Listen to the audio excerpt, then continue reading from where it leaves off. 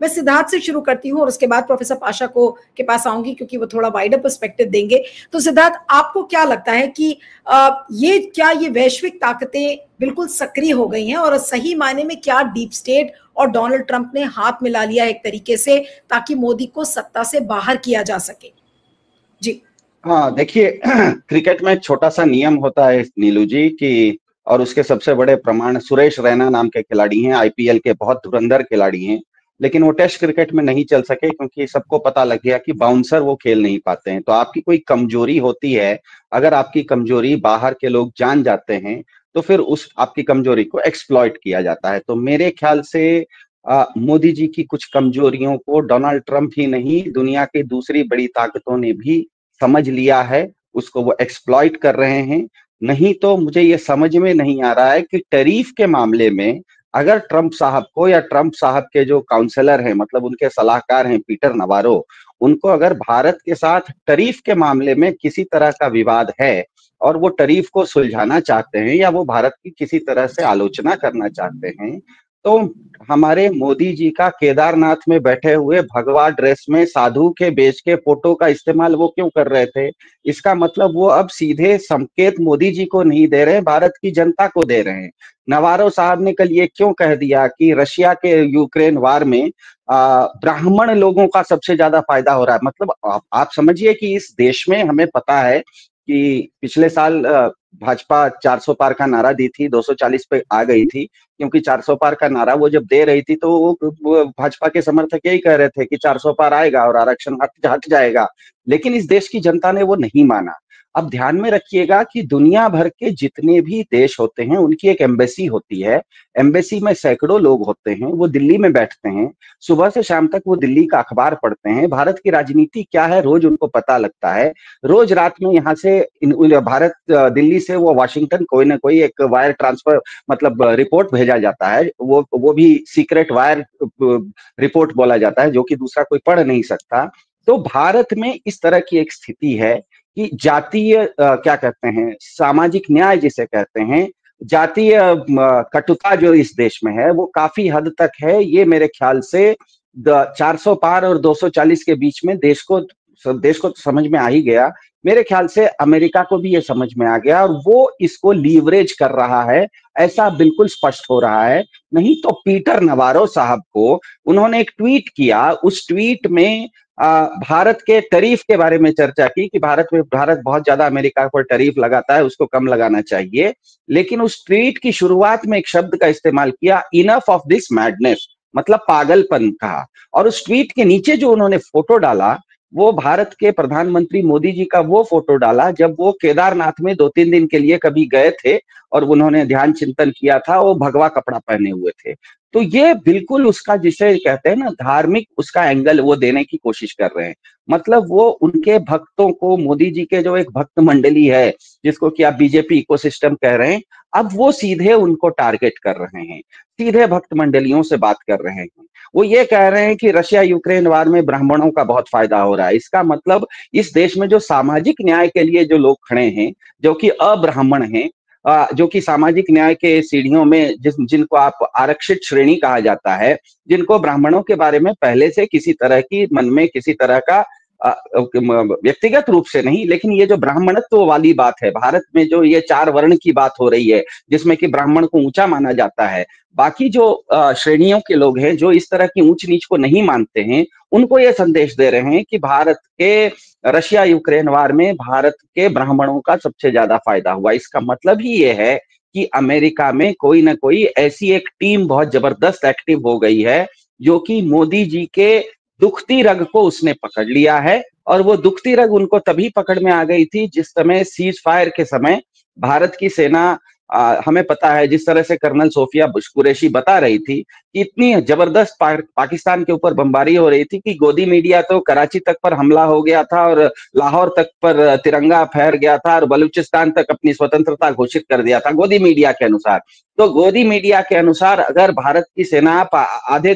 पाकिस्तान के अंदर घुस गई थी और अखंड भारत और पाक अधिकृत कश्मीर, ये दोनों जो कि बीजेपी के एजेंडे हैं, वो भारत की सेना सच कर रही थी, तो अचानक सीज फायर क्यों कर दिया? और वो सीज फायर की घोषणा जब ट्रंप साहब ने की और उसके बाद जब प्रधानमंत्री ने उस सीज फायर को मान लिया, और उसके बाद से 40 बार जब ट्रंप साहब कह रहे हैं कि सीज फायर मैंने करवाया, और एक बार भी हमारे प्रधानमंत्री जी ने ट्रंप को सीधे आंख दिखाते हुए ये नहीं कहा कि ये आपने नहीं किया है, ये गलत बात है, आप इस तरह की बात नहीं कर सकते, तो इसका मतलब कहीं ना कहीं सुरेश रैना जिस तरह से बाउंसर नहीं खेल पाते थे, बाकी टीमों ने देख लिया, वैसे ही अमेरिका ने देख लिया, चीन ने देख लिया कि ये भारत के प्रधानमंत्री जी एक बहुत बड़ी छवि तो रखते हैं, उनकी छवि तो बहुत बड़ी है, लेकिन छवि के पीछे जो ठोस चीज है वो उतनी बड़ी नहीं है। वॉक द टॉक जिसे कहा जाता है अंग्रेजी में, जिसे कहते हैं कि शो एंड सब्सटेंस। इनका शो तो बहुत बड़ा है कि 56 इंच का सीना है, ये कोई बहुत बड़े शेर हैं, ये घर में घुस के मारते हैं, ये सब बातें वो एक छवि है,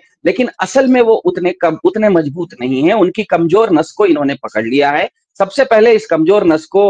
2019 में चीन ने पकड़ा था। हमें याद रखना चाहिए 2019 से पहले भारत का जो सबसे नॉर्दर्न मोस्ट, सबसे उत्तर का जो राज्य है, उसको कहा जाता था जम्मू और कश्मीर। लेकिन 2019 के बाद भारत की पार्लियामेंट ने जो नया क्या कहते हैं एक कानून बनाया, उसके अंतर्गत एक लद्दाख नाम की यूनियन टेरिटरी भी बन गई, मतलब लद्दाख नाम की हमारी एक केंद्र शासित प्रदेश भी बन गया। जैसे ही लद्दाख नाम का केंद्र शासित प्रदेश बना, चीन को लगा कि लद्दाख तो हमारा है, वो सही है या गलत है वो चीन को लगता है। उसके 6 महीने के बाद चीन ने गालवान में घुसपैठ कर दी, गालवान में उनके लोग घुसपैठ कर दिए, और उसके बाद उसने देखा चीन ने कि भले चीन ने घुसपैठ किया हो, भले चीन के साथ मारपीट में भारत के सैनिकों का हताहत हुए हो, लेकिन भारत के प्रधानमंत्री जी ये मानने के लिए ही तैयार नहीं थे कि गालवान में चीन हमारे साथ घुसपैठ किया है। इसका मतलब चीन ने समझ लिया कि भारत के प्रधानमंत्री जी अपनी छवि बचाने के लिए ठोस चीज नहीं करते हैं, केवल छवि को बचाते हैं, अपनी छवि बची रहे इसकी, इसीलिए हारते भी हैं तो चुप हो जाते हैं, बोलते नहीं है, वह केवल अपनी जीत की बात करते हैं। और चीन ने उस चीज को समझते हुए आज जो कल आप एससीओ में बैठक देख रहे थे, एससीओ में बैठक हुई थी, एक बार भी एससीओ में न तो चीन ने न तो रशिया ने किसी ने ये कहा कि 100 दिन पहले जिस भारत ने ऑपरेशन सिंदूर किया था पाकिस्तान के खिलाफ, पाकिस्तान की आतंकवादी गतिविधियों के खिलाफ, एक बार भी वो एससीओ की मीटिंग ने ये नहीं कहा कि पाकिस्तान में, पाकिस्तान से किसी तरह का आतंक फैलता है। उसने ये तो कहा कि पहलगाम में जो हुआ वो बहुत गंभीर घटना थी, क्या कहते हैं पहलगाम के ऊपर संवेदना भी जाहिर की, पहलगाम के लिए संवेदना जाहिर की, लेकिन ऑपरेशन सिंदूर के लिए पाकिस्तान के खिलाफ जो भारत ने किया उसकी सहमति एक ने भी नहीं जाहिर की। पाकिस्तान को एक देश ने भी भारत के सिवा आतंकवादी देश घोषित नहीं किया। और ध्यान में रखिएगा, 10 सेकंड में बता देता हूं, भारत के प्रधानमंत्री जी ने भी जब वहां पे स्टेटमेंट दिया तो आतंकवाद के खिलाफ बहुत कहा, लेकिन पाकिस्तान में आतंकवाद होता है, पाकिस्तान और आतंकवाद, एक वाक्य में पाकिस्तान और आतंकवाद दोनों का नाम नहीं दिया। ये उनकी जो कमजोरी है, मेरे ख्याल से चीन और अमेरिका दोनों ने समझ ली है कि वो अपनी छवि, डोमेस्टिक छवि बचाने के लिए बहुत बड़ी बड़ी कुर्बानियां और बहुत बहुत बड़ी बड़ी कीमत दे रहे हैं, इसीलिए वो अब कीमत लेना शुरू किए हैं। इसी को कहते हैं डीप स्टेट। एक तरह से इसे कहा जाता है एक्सटॉर्शन, दूसरे तरह से कहा जाता है ब्लैकमेल। आपकी कमजोरी को अगर मैंने पकड़ लिया और उसको मैं एक्सप्लॉइट करने लगूं तो होता है ब्लैकमेल। मेरे ख्याल से चीन और अमेरिका दोनों भारत के प्रधान जी के साथ इसी तरह का बर्ताव अभी कर रहे हैं। नहीं, लेकिन अगर ये डीप स्टेट की ताकतें सक्रिय हो गई हैं और जो एग्जाम्पल्स आप बता रहे हैं, आपको क्या लगता है, मैं प्रोफेसर पाशा के पास इसके बाद आती हूँ, कि ये जो डीप स्टेट की ताकतें हैं, क्या इससे मोदी जी वाकिफ नहीं है, या मोदी जी के विदेश मंत्री वाकिफ नहीं है, या बीजेपी का इकोसिस्टम वाकिफ नहीं है? क्या ये लोग सब सन्नाटे में आ चुके हैं कि भाई अब उनको नहीं पता, अगर डीप स्टेट सक्रिय हो जाएगा तो फिर तो मोदी जी को जाना ही पड़ेगा? और एक बार उन्होंने अभी हाल में जब टैरिफ की बात हो रही थी तो उन्होंने कहा भी कि मैं तो किसानों के साथ ही रहूंगा, मुझे कोई भी कीमत चुकानी पड़े। यानी कि कहीं ना कहीं उनको ये अंदाज हो रहा है कि कुछ ना कुछ ताकतें हैं जो अब मोदी जी को सत्ता से बेदखल करने में लग गई हैं। जी सिद्धार्थ। देखिए 2014 में जब मोदी जी आए थे तो वो कह रहे थे कि अच्छे दिन लाएंगे, और बार बार आप अगर मोदी सरकार या मोदी भक्तों की, उनकी जो पूरा इकोसिस्टम बोलता है, वो देखिए कि भारत 5 ट्रिलियन की इकोनॉमी बन गया है, दुनिया का बहुत बड़ा देश बन गया है, हमारे यहाँ इतना जीडीपी हमारा बढ़ गया। इसका मतलब वो भी जानते हैं कि दुनिया में अपना नाम कमाने के लिए आपको ये बताना पड़ता है कि आप आर्थिक रूप से बहुत मजबूत हैं। तो बीजेपी और बीजेपी का पूरा इकोसिस्टम पिछले 10-11 साल से भारत में ये प्रचारित कर रहा है कि भारत अब आर्थिक रूप से बहुत मजबूत हो गया है। तो आर्थिक रूप से अगर आपकी तरक्की तेज होती है तो वो 3 कारणों से होती है, श्रम से होती है, बुद्धि से होती है, पूंजी से होती है। अब अमेरिका आर्थिक रूप से जो वो तरक्की किया है या वो विकसित देश बना है, वो पूंजी के बल पर बना है, और वो पूंजी के बल पर वो आविष्कार करता है, वो इन्वेंशंस करता है, नई नई चीजें बनाता है। चीन जो आर्थिक रूप से तरक्की किया है वो अपने बुद्धि के बल पर किया है। बुद्धि के बल पर आप उत्पादन बढ़ा सकते हैं। लेकिन भारत ने पिछले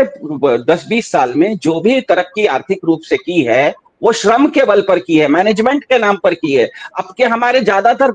दोस्त या हमारे ज्यादातर बच्चे जिसको भी परिचित है देखते हैं एमबीए कर रहा है, एमबीए कर रहा है। तो भारत ने न तो आविष्कार में इन्वेस्ट किया और न ही उत्पादन में इन्वेस्ट किया, उसने इन्वेस्ट किया श्रम के ऊपर, और वो श्रम का मतलब होता है मैनेजमेंट। तो होता यह है कि श्रम को हमेशा बुद्धि जो है वो एक्सप्लॉइट कर लेती है, और पूंजी जो है वो हमेशा श्रम और बुद्धि दोनों को खरीद लेती है। तो ध्यान में रखिएगा, भारत के पास श्रम है, चीन के पास बुद्धि है, और अमेरिका के पास पूंजी है। तो भारत के श्रम को चीन की बुद्धि हमेशा एक्सप्लॉइट करेगी, और बुद्धि और श्रम दोनों को हमेशा अमेरिका जैसा पूंजीपति दोनों को खरीद लेगा। तो ये जो 3 ट्रायड है, जिसको आप ट्रायंगल कह सकते हैं, इस ट्रायंगल में एक श्रम होता है। किसी भी आदमी को आर्थिक रूप से तरक्की करनी है तो या तो वो पहले श्रम करेगा, दूसरा उसको अपनी बुद्धिमानी का इस्तेमाल करेगा, और तीसरा उसके पास जो पैसा बनेगा उस पैसे से फिर पैसा बनाएगा। तो अमेरिका के पास पूंजी है, चीन के पास बुद्धि है। अमेरिका के पास पूंजी है, इसका प्रमाण यह है कि दुनिया में सबसे ज्यादा आविष्कार अमेरिका में होते हैं।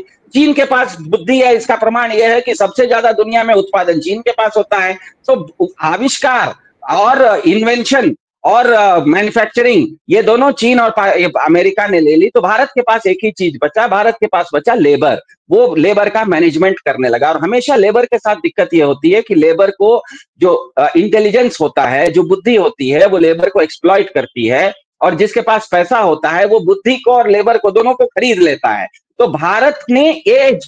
पिछले 25-30 सालों में, या खास करके भाजपा की सरकार आने के बाद, न तो इन्वेंशंस में इन्वेस्ट किया, न तो आविष्कार में इन्वेस्ट किया, न तो भारत में कोई नए आविष्कार हो रहे हैं, न ही भारत में मैन्युफैक्चरिंग सेक्टर बढ़ रहा है, उत्पादन बढ़ रहा है। हमारे पास केवल बहुत ज्यादा लोग हैं, कोई सॉफ्टवेयर इंजीनियर बन जाता है, तो आपके घर के भी बाहर, जो आपके घर के सोसाइटी अपार्टमेंट के बाहर कोई क्या कहते हैं सिक्योरिटी गार्ड है, उसको भी आप पूछिए तो मालूम पड़ेगा वो बिहार से या असम से आया हुआ है। तो फिजिकल लेबर तो भारत बहुत कर रहा है, लेकिन बुद्धि के मामले में और आविष्कार के मामले में एक में चीन आगे है, दूसरे में अमेरिका आगे है। ये दोनों मिलके आपको अब एक्सप्लॉइट कर रहे हैं, आपको स्क्वीज कर रहे हैं, क्योंकि श्रम जो होता है उसके पास वो एक ही पैर पे चल रहा होता है, वो लंगड़ा होता है। श्रम जो होता है वो लंगड़ा होता है, लेकिन जिसके पास बुद्धि होती है उसके पास एक साइकिल आ जाती है, 2 चक्के की गाड़ी हो जाती है। और जिसके पास श्रम, बुद्धि और क्या कहते हैं पूंजी आ जाती है, वो 3 चक्के का हवाई जहाज बन जाता है, उसकी गति बहुत तेज हो जाती है।